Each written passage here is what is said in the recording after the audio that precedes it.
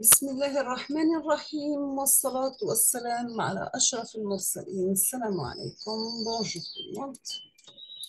Aujourd'hui, on va voir ensemble le chapitre numéro 3 pour la structure conditionnelle et boucle langage C++. Donc, c'est toujours la suite cours, présentation d'un langage C++ pour licence 3 automatique. Donc, on a vu chapitre numéro 1, la présentation du langage C++. Chapitre numéro 2, le syntaxe élémentaire en langage C++ pour les déclarations des variables et les différents types de variables. Aujourd'hui, on va voir la structure conditionnelle et les boucles en C++. Comme toujours, on commence par une petite introduction. Nous avons que les ordinateurs, comme les humains, évaluant les conditions et utilisent les résultats des évaluations comme données d'entrée pour prendre une décision. Donc, pour les humains, la décision implique généralement des plans d'action alternatifs. Il en va de même pour les ordinateurs. L'ordinateur a besoin de savoir quoi faire si une condition est vraie et que faire si une condition n'est pas vraie. Donc, pour décider d'un plan d'action basé sur une condition que votre application évalue, vous utilisez des structures de contrôle. Ce nom cache en fait deux éléments que nous verrons dans ce chapitre, bien sûr. On va commencer par structure conditionnelle.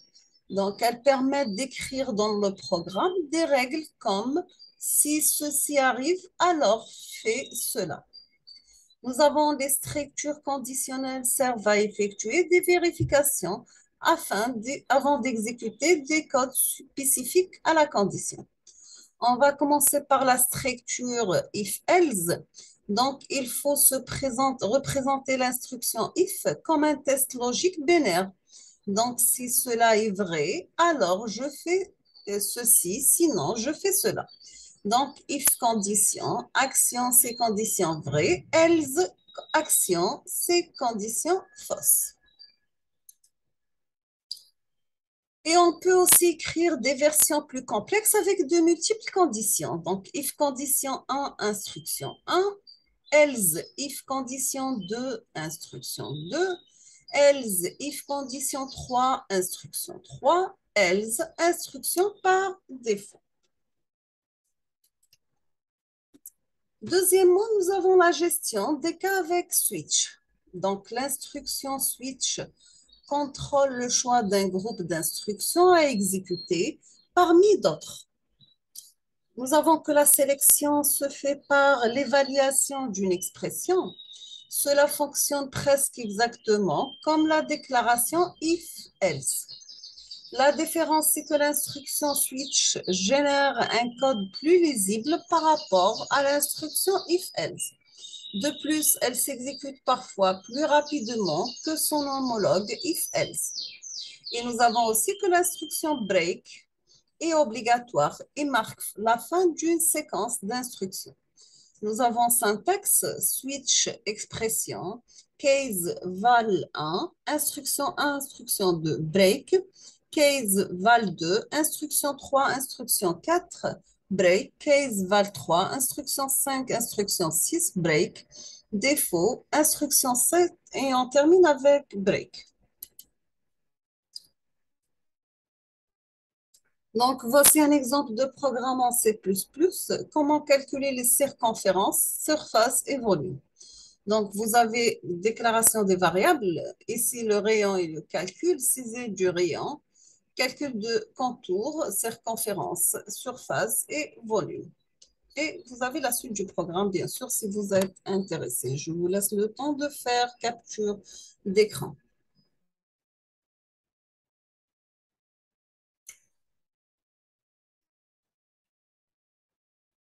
Exemple, vous avez switch calcul, case C, affichage et calcul de la circonférence, arrêt du traitement, break, case S, affichage et calcul de la surface. Donc, surface, c'est l'arrêt du traitement, break, case V, c'est affichage et calcul du volume, arrêt du traitement, break et défaut. Et vous terminez avec affichage message alerte en cas d'échouage inexistant, bien sûr. Et on termine avec arrêt du programme, break, fin de sélection et retour 0.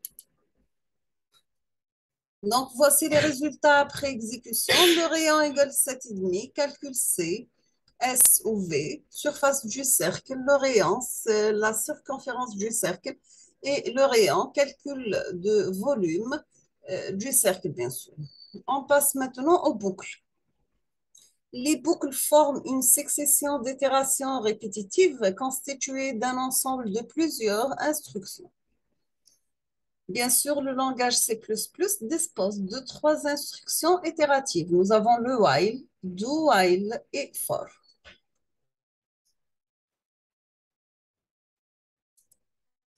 La boucle while, elle est construite suivant un bloc de la forme while condition, instruction à répéter.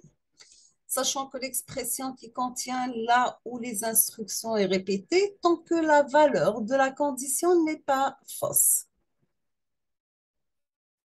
Donc, voici un exemple.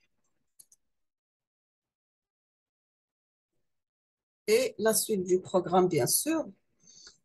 On passe maintenant aux boucles do while. Il existe une différence importante entre do while et while. Elle repose sur la position du test de sortie de la boucle.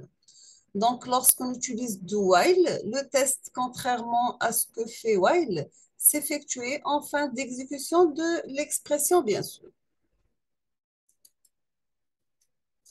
Voici le syntaxe do, instruction, while condition. Voici un exemple de calcul de factoriel avec do while.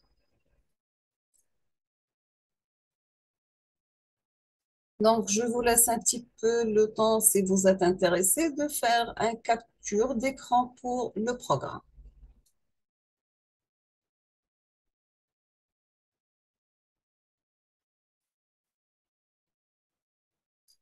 Exemple, nous avons une déclaration de variable IGF. La saisie de I, le nombre dont on va calculer la factorielle. On vous demande d'entrer le nombre entier dont vous voulez la factorielle. Affectation de I à G pour l'affichage de résultats. Boucle do while do, calcul de la factorielle. F reçoit I, décrémentation de I. I moins de I, c'est le test, c'est I égale à 0 pour savoir si le calcul doit se terminer. While i différent de 0, l'affichage du résultat suivant. Donc, c'est le factoriel de g qui est égal, ainsi de suite, et on termine avec return 0. On passe maintenant à la boucle for.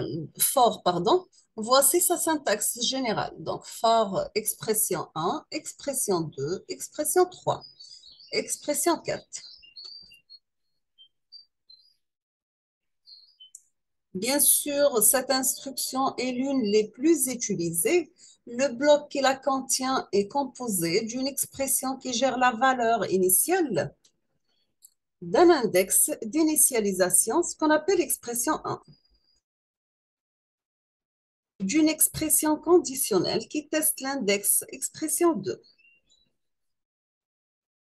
et d'une expression qui modifie l'index afin d'amener l'itération suivante, c'est l'expression 3.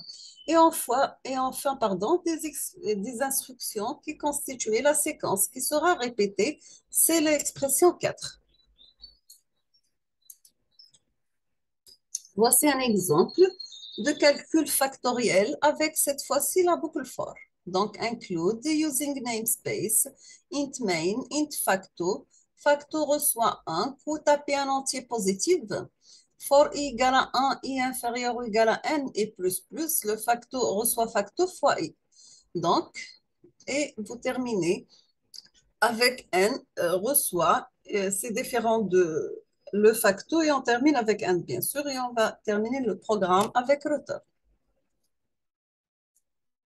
Je vous laisse le temps si vous êtes intéressé de faire capture d'écran sur le programme. Pardon.